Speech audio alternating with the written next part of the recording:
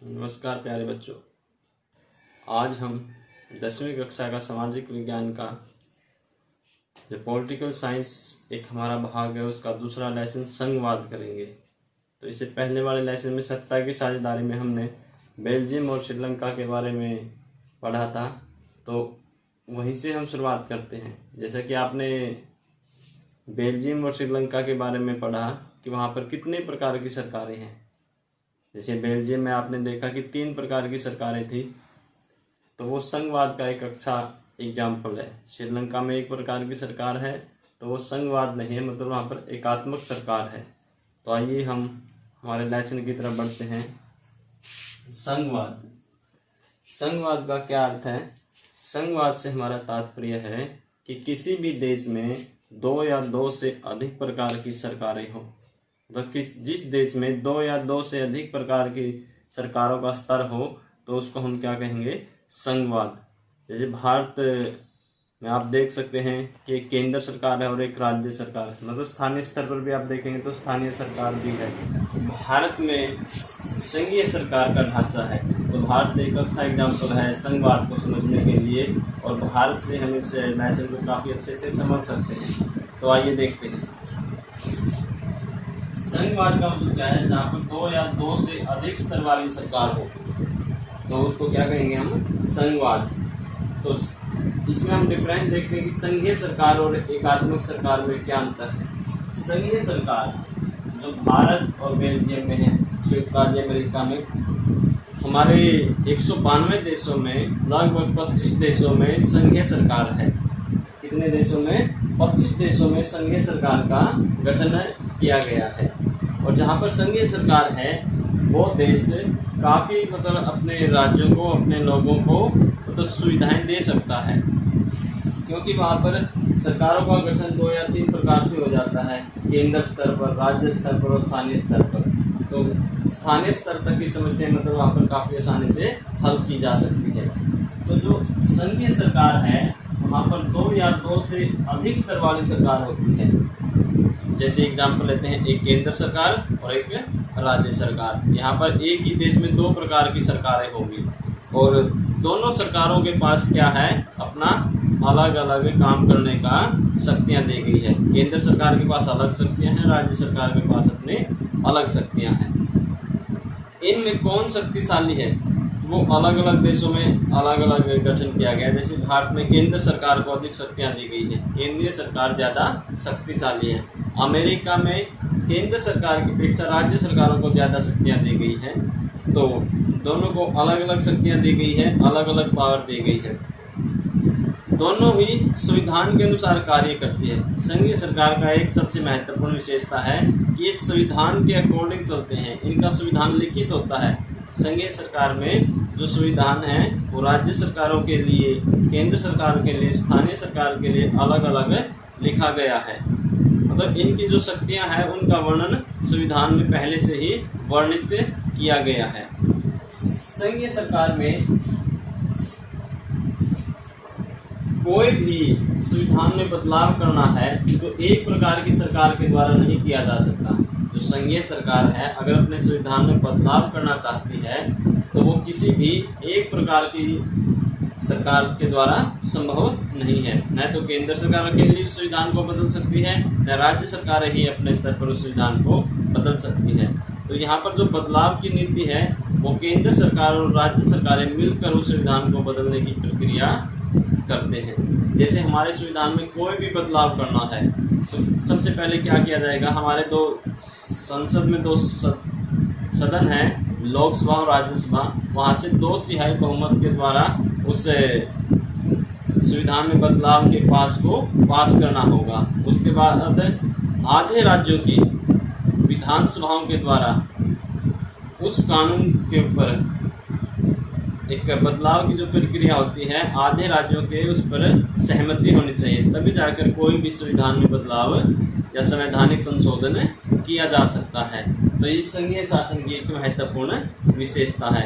एक न्याय प्रणाली होती है, उस न्याय प्रणाली के द्वारा ही मतलब क्या है? वहाँ का शासन चलता है, वहाँ का संघीय शासन चलता है। इसके विपरीत अगर हम देखें तो एकात्मक सरकार, यहाँ पर केवल एक ही प्रकार की सरकार का गठन किया जाता है, एक प्रकार की सरकार के पास सारी शक्तियां होती हैं, जैसे कि श्रीलंका और चाइना में है, चीन में है। यहाँ पर एक ही प्रकार की सरकार है, एक ही प्रकार का स्तर है, तो सारी शक्तियां उसी के अधीन रहती है। तो ये अपने संविधान को जब चाहे बदल सकते हैं, क्योंकि एक ही प्रकार की सरकार है, किसी दूसरी सरकार से तो सहमति नहीं लेनी, तो ये एकात्मक सरकार है। अब हम देखते हैं कि भारत में जो संघीय ढांचा है वो किस प्रकार काम करता है। ये तो पता ही चल गया कि भारत एक संघीय सरकार वाला देश है, क्योंकि यहाँ पर केंद्र में अलग सरकार है, राज्यों की अलग सरकार है, और स्थानीय स्तर पर जो कार्य हैं वो अलग स्थानीय स्तर की पंचायतों के द्वारा किए जाते हैं। तो भारत में जो संघीय व्यवस्था है उसमें एक केंद्र सरकार है, एक राज्य सरकार है और एक स्थानीय सरकार है। केंद्र सरकार पूरे देश की सरकार कहलाती है। जैसे हाल फिलहाल में हमारे देश में कौन सी सरकार है, एनडीए की सरकार है, नरेंद्र मोदी जी के नेतृत्व में वो काम कर रही है। तो उसका कार्य क्या है कि पूरे देश की शासन व्यवस्था को देखना, पूरे देश की सुरक्षा कायम रखना। अब जैसे बीमारी फैली हुई है कोरोना की, तो केंद्र सरकार का ही दायित्व बनता है कि वो पूरे देश में कोरोना के ऊपर नजर बनाए रखे और पूरे देश की जो हालात हैं उसको मतलब एक दायरे में लेके आए। तो वो क्या है, केंद्र सरकार है। और एक राज्य सरकार है। राज्य क्या होता है, एक भौगोलिक क्षेत्र, एक सीमा जो निर्धारित कर दी जाती है। ये जनसंख्या, हमारे जो राज्य है वो जनसंख्या के आधार पर बटे हुए हैं, भाषा के आधार पर बटे हुए हैं, भौगोलिक परिस्थिति के आधार पर बटे हुए हैं। तो जो हमारे राज्य है, जैसे हरियाणा हो गया, पंजाब हो गया, उत्तर प्रदेश है, महाराष्ट्र है, गोवा है, केरल है, इनकी सब राज्यों की अपनी अलग अलग सरकार है। इनका जो एक भौगोलिक क्षेत्र है उस क्षेत्र तक ये अपना कार्य करते हैं। अपने राज्य की सुरक्षा की जिम्मेवारी, अपने राज्य के विकास की जिम्मेवारी राज्य सरकार है। केंद्र सरकार की तो जिम्मेवारी है ही कि पूरे देश की सुरक्षा को ध्यान में रखते हुए कार्य करना, लेकिन राज्यों की भी अपनी एक जिम्मेवारी बन जाती है कि वो अपने राज्य स्तर पर कार्य करें। इसके बाद है एक स्थानीय सरकार, क्योंकि भारत एक बहुत बड़ा देश है। यहाँ पर न तो एक प्रकार की सरकार काम कर सकती है कि अकेली केंद्र सरकार पूरे भारत जैसे समृद्ध देश को देखे भी कितना विशाल देश है, न यहाँ पर मतलब अकेली राज्य सरकार इस देश की समस्या को हल कर सकती है। तो इतने बड़े देश के लिए स्थानीय स्तर की जो सरकार है उसका भी गठन किया गया है। इसको हम थोड़ा डिटेल से पढ़ने की कोशिश करेंगे। तो स्थानीय सरकार क्या है, जो स्थानीय स्तर के जो मुद्दे हैं, स्थानीय सरकार में क्या आ जाएगा, जैसे ग्राम पंचायत, ब्लॉक समिति, जिला परिषद, नगर पालिका, नगर निगम। तो इस प्रकार की जो स्थानीय स्तर की जो समस्याएं हैं या स्थानीय स्तर का जो विकास करना है उसकी जिम्मेवारी किसकी आती है, स्थानीय सरकार की। तो जिस देश में हमने पढ़ा था दो या दो से अधिक प्रकार की सरकारें हो, वहाँ क्या होता है, संघवाद, और भारत एक इसका अच्छा एग्जाम्पल है। अब हमने देखा था कि स्थानीय सरकार का गठन क्यों किया गया। भारत में विकेंद्रीकरण की नीति आई थी 1992 में। 1992 में भारत में विकेंद्रीकरण हुआ। विकेंद्रीकरण का मतलब होता है शक्तियों को फैलाना, कि एक व्यक्ति के पास जब शक्ति हो तो वो एक केंद्रित है, एक केंद्र में होगी, और जब वो शक्तियों को फैला दे तो वो क्या हो गया, विकेंद्रीकरण। तो ये क्या होगा, विकेंद्रीकरण, इस शक्तियों को फैला देना। 1992 से पहले हमारे जो स्थानीय स्तर की सरकारें थी उनके पास अपने कोई शक्तियां नहीं थी, लेकिन 1992 में जो कानून बना स्थानीय सरकारों के लिए, जो शक्तियों को बांटा गया, उसके आधार पर स्थानीय सरकारों को भी कुछ शक्तियां दे दी गई। इसमें भी कुछ मतलब नियम बना दिए गए। जब स्थानीय स्तर पर जो सरकार है वहां पर जो नियम बनाए गए हैं वो किस प्रकार के हैं, उसमें सबसे पहला नियम है कि हर 5 वर्ष के बाद नियमित चुनाव होंगे। इससे पहले क्या होता था, 1992 के संविधान संशोधन से पहले क्या होता था, ग्राम स्तर पर जो चुनाव है वो हर 5 साल के बाद नहीं होते थे। मतलब वो कभी 4 वर्ष, 3 वर्ष, 6 वर्ष, 7 वर्ष इस प्रकार होते थे। अब चुनाव की जो लिमिट है, समय है, वो रख दिया कितना, 5 वर्ष। और एक और इसमें आरक्षण की व्यवस्था की गई। अनुसूचित जाति, अनुसूचित जनजाति, पिछड़े वर्ग के लोगों के लिए एक आरक्षण की व्यवस्था की गई। और तीसरा इसमें क्या बदलाव किया गया, महिलाओं को 33% आरक्षण दिया गया। प्रत्येक स्तर पर, चाहे वो ग्राम पंचायत हो, जिला परिषद हो या इनके बीच की जो अलग अलग संस्थाएं हो, प्रत्येक स्तर पर महिलाओं को 33% आरक्षण कर दिया गया। ये महिलाओं के उठते हुए स्तर को और ऊंचा उठाने के लिए किया गया प्रावधान था। तो इस प्रकार 1992 के बाद हमारे संविधान में स्थानीय सरकार को अधिक शक्तियां दी गई ताकि ये अपने लेवल पर समस्याओं को हल कर सके। भारत में सबसे महत्वपूर्ण स्थानीय सरकार है। क्यों है? क्योंकि भारत गांवों का देश है। भारत की 70% जनसंख्या गांवों में रहती है और गांव के लोगों के पास जब अपने समस्याओं को हल करने के लिए शक्तियां होगी तो हम वास्तव में कह सकते हैं कि देश तरक्की की तरफ बढ़ेगा। क्योंकि गांवों का विकास होगा, फिर शहरों का विकास होगा, फिर राज्यों का विकास होगा, फिर देश का विकास होगा। तो गांव की समस्याओं को हल करने के लिए सबसे जरूरी क्या है, स्थानीय सरकार को ज्यादा से ज्यादा शक्तियां। तो इस प्रकार किसी भी देश के विकास के लिए अलग अलग स्तर पर सरकारों का होना बहुत ही जरूरी है। और इसको अच्छे से समझने की कोशिश करते हैं कि संघ सरकार या संघीय सरकार में किस प्रकार शक्तियां बटी होती है, कि कौन सी सरकार किस प्रकार के कार्य करेगी, वो अलग अलग देश के अलग अलग संविधान में लिखा होता है। तो जैसे हम बात करते हैं, जैसे हमने पढ़ा कि केंद्र सरकार कौन कौन से कार्य करेगी। केंद्र सरकार के कार्य किस में आएंगे, संघ सूची में आएंगे। जो हमारी केंद्र सरकार है, देश की सरकार है, हाल फिलहाल में जो एनडीए की सरकार है, नरेंद्र मोदी जी की सरकार है, वो देश में किस प्रकार के कार्य करेंगे, कौन कौन से कार्य केंद्र सरकार के अधीन आएंगे, जिसको हम क्या बोलेंगे, संघ सूची। संघ सूची में कौन कौन से विषय आएंगे, केंद्र सरकार जिन विषयों पर कानून बना सकती है, जिनको लागू कर सकती है, वो संघ सूची में आएंगे। मतलब केंद्र सरकार मतलब जो पूरे देश के हित से संबंधित जो मामले हैं वो केंद्र सरकार देखेगी, वो किस में आएंगे, संघ सूची में। इसमें अब 100 विषय हैं। हमारी संघीय सूची में कितने विषयों को शामिल किया गया है, कौन कौन से कार्य शामिल किए गए, ऐसे 100 कार्य हैं, ऐसे 100 विषय हैं जिन पर केंद्र सरकार कानून बना सकती है, जो संघीय सूची के अंतर्गत आते हैं। हमारे संविधान में 3 सूचियां हैं, संघ सूची, राज्य सूची और समवर्ती सूची। पहली क्या है, संघ सूची, राज्य सूची और समवर्ती सूची। संघ सूची के अंदर 100 ऐसे विषय हैं जिनमें केंद्र सरकार कानून बनाती है। संघ सूची में कौन से विषय आएंगे, जिनमें केंद्र सरकार कानून बनाती है और जो पूरे देश की सुरक्षा से संबंधित होते हैं, पूरे देश के हित से संबंधित होते हैं। क्योंकि जो केंद्र सरकार है वो पूरे देश की सरकार होती है, ये पूरे देश से संबंधित जो भी मामले आते हैं वो संघ सूची में आते हैं। ऐसे कितने मामले हैं, 100। जैसे कुछ को हम एक्सप्लेन करते हैं, सेना से संबंधित जितने भी मामले हैं वो संघ सूची के अंदर आएंगे, केंद्र सरकार के अंदर आएंगे। क्योंकि सेना क्या है, जो पूरे देश की सुरक्षा करती है। सेना मतलब चाहे वो थल सेना हो, चाहे वायु सेना हो, चाहे जल सेना हो, तीनों ही प्रकार की सेनाएं हैं। उनसे संबंधित जितने भी विषय हैं, उनसे संबंधित जितने भी कार्य हैं, उनसे संबंधित जितने भी कानून हैं, वो कौन बनाएगी, केंद्र सरकार बनाएगी। क्योंकि सेना क्या होती है, जो पूरे देश की सुरक्षा करती है। जब देश की बात आ जाती है तो वहाँ कानून बनाने का अधिकार भी किसके पास होता है, जो देश की सरकार है, मतलब केंद्र सरकार के पास।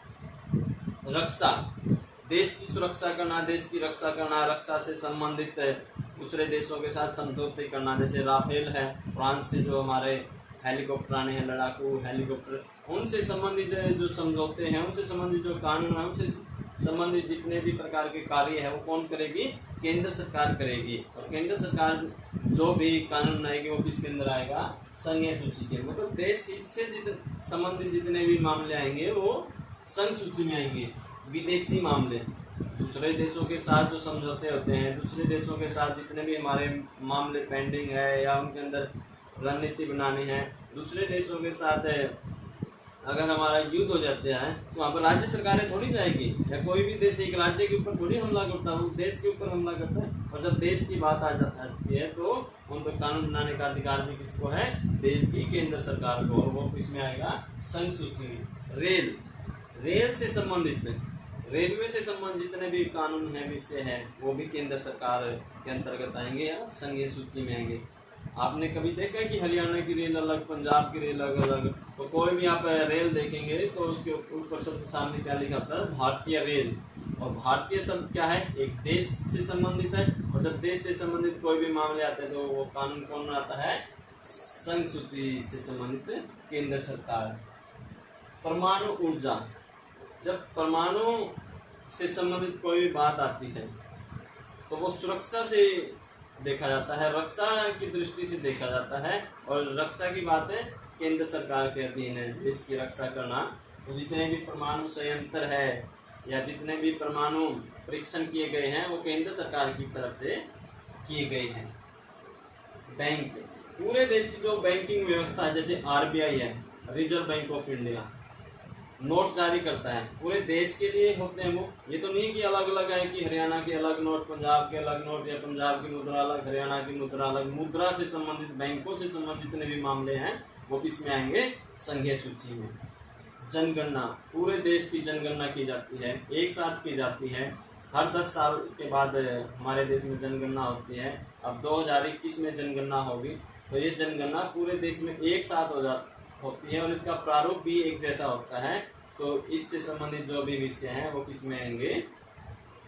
संघ सूची में। इसी प्रकार आयकर, आप देखते हैं जब हमारा बजट पेश किया जाता है केंद्र सरकार की तरफ से संसद में, तो उससे जो एक इनकम का प्रारूप तय किया जाता है, आयकर की रूपरेखा तय की जाती है, वो पूरे देश में सब लोगों के साथ एक जैसी लगती है। तो वो आयकर से संबंधित जितने मामले हैं वो किसमें आते हैं? संघ सूची में। ऐसे 100 मामले हैं। तो इस प्रकार के 100 विषय संघीय सूची के अंतर्गत आते हैं। तो ये कुछ एग्जाम्पल आपके सामने रखे थे। तो आशा है कि अब आप और भी अगर क्वेश्चन इस प्रकार के आते हैं कि निम्नलिखित में से कौन से विषय केंद्र सरकार के अधीन आए या संघीय सूची के अंतर्गत आते हैं, तो आप उसको इस प्रकार देखेंगे कि देश हित से जुड़े हुए मामले संघीय सूची के अंतर्गत आएंगे। राज्य सूची, राज्य सरकार जो भी कार्य करेगी या राज्य सरकार के अधीन जो भी विषय हैं वो राज्य सूची के अंतर्गत आएंगे। ऐसे 61 विषय हैं, 61 विषय ऐसे हैं जो राज्य सूची के अंतर्गत आते हैं। तो उसको हम आज एक्सप्लेन करेंगे। जैसे पुलिस, देश की, पूरे देश की सुरक्षा करना किसका काम है? सेना का। और राज्य की सुरक्षा का काम किसका है? राज्य की पुलिस का। तो आप देखते होंगे हरियाणा पुलिस अलग, जम्मू कश्मीर पुलिस अलग, दिल्ली पुलिस अलग, यूपी पुलिस अलग, महाराष्ट्र पुलिस अलग। तो अपने अपने राज्य के अलग अलग एक शासन व्यवस्था को कायम रखने के लिए पुलिस का निर्माण किया गया है। तो पुलिस से संबंधित जितने भी विषय हैं, राज्य पुलिस से संबंधित जितने भी विषय हैं वो राज्य सूची में आएंगे। एक केंद्रीय पुलिस है, CRPF, central reserve police force, वो संघ सूची में आएंगे। वो किसी एक राज्य की पुलिस नहीं है, वो सेंट्रल की पुलिस है। तो वो विषय किसके अंतर्गत आएंगे? वो संघ सूची के अंतर्गत आएंगे। लेकिन एक राज्य की पुलिस की बात आए, राज्य की सुरक्षा से संबंधित जो पुलिस की बात आए, तो वो राज्य सूची में आएगा। सफाई, एक अपनी राज्यों की अलग अलग भौगोलिक स्थिति होती है, उस भौगोलिक परिस्थिति को देखते हुए वहाँ की कृषि है, वहाँ की सिंचाई व्यवस्था है, वो अलग अलग है। कोई राज्य तो ऐसा है जैसे राजस्थान है, वहाँ पर अधिक सिंचाई की आवश्यकता पड़ेगी, या वहाँ की भौगोलिक परिस्थिति अलग है, वहाँ पर अलग प्रकार की कृषि होगी, अलग प्रकार की खेती होगी। तो अलग अलग भौगोलिक परिस्थिति के आधार पर वहाँ की कृषि की बात हो, वहाँ की सिंचाई की बात हो, वहाँ की पशु व्यवस्था की बात हो, वहाँ की सड़कों की बात हो, वहाँ की सफाई की बात हो, इस प्रकार की जो भी व्यवस्था होगी अपने एक राज्य की, वो राज्य सूची के अंतर्गत आएंगे ऐसे विषय। और ऐसे विषयों की संख्या कितनी है? 61। अब आता है समवर्ती सूची। ये क्या है समवर्ती सूची? समवर्ती सूची से हमारा अभिप्राय है कि ऐसे विषय जिन पर केंद्र सरकार और राज्य सरकार दोनों मिलकर कानून बनाती है, ऐसे विषय जो न तो संघीय सूची के अंतर्गत आए न राज्य सूची के अंतर्गत आए, तो ऐसे विषयों पर काम कौन करेगा? कानून कौन बनाएगा?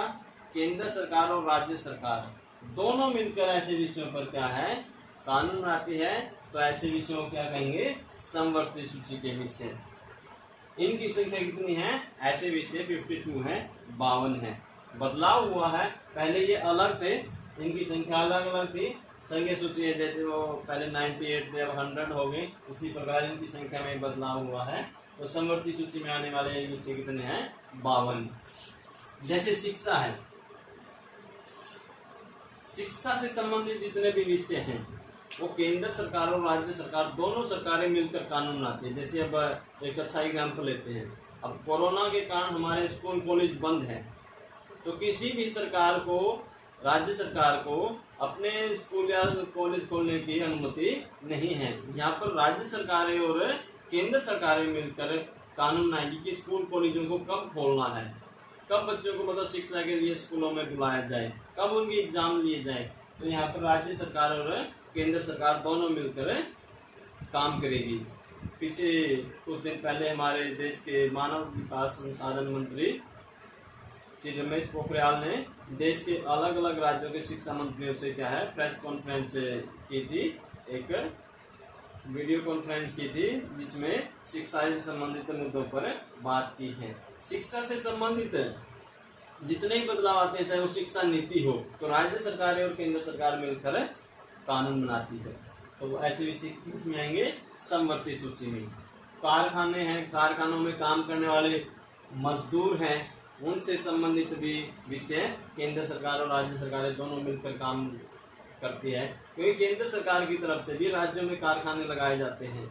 ऐसे में दोनों सरकारें मिलकर वहां पर काम करेगी। समाचार पत्र है, बेशक वो समाचार पत्र एक विशेष राज्य से प्रकाशित होते हो, लेकिन जो समाचार पत्र है उसमें देश विदेश, पूरे देश की, राज्य के, स्थानीय स्तर की सभी प्रकार की जो खबरें आती हैं, समाचार आते हैं, तो उस पर भी केंद्र सरकार और राज्य सरकार ही अपने काम करती है, कानून बनाती है।